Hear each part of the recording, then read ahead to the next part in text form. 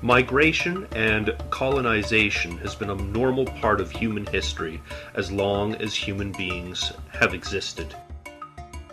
The Mesopotamians, Egyptians, Greeks, Phoenicians, and Romans are just a few cultures that practiced colonization.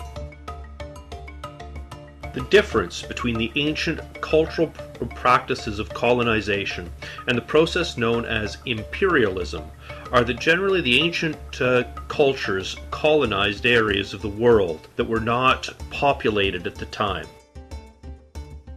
Imperialism occurs when a technologically dominant nation subjugates another nation or culture, moving into their land, taking control of their natural resources, and harnessing the local human power.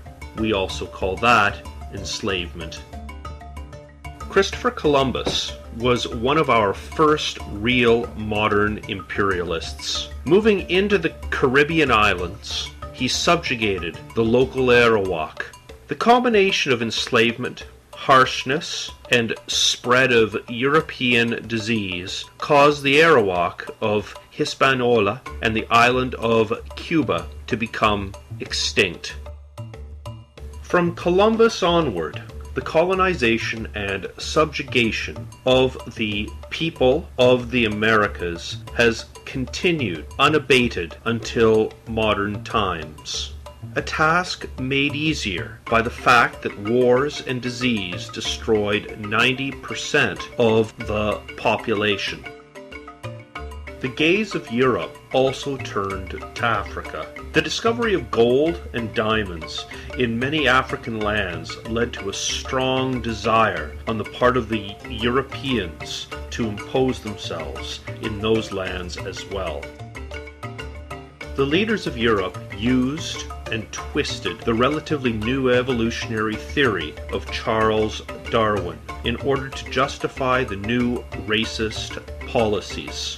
An interesting and important note is that the modern concept of race and racism did not exist until the imperialist period. King Leopold II of Belgium once stated, "I do not want to miss a good chance of getting us a slice of this magnificent African cake," characterizing Africa as something to be carved up and shared amongst other European nations. And that is exactly what they did. In the Americas, Africa, Asia, and Australia, colonizers destroyed cultures, languages, and the self-esteem of the people. They raped the land, taking the most valuable resources and sending them back to their home nations. In modern times, people wonder why Central and South America, Southeast Asia, and Africa are so poor. The colonizers interrupted natural development in those places. They sparked conflicts amongst the natives there and left them few resources and no way to extract the few that remained.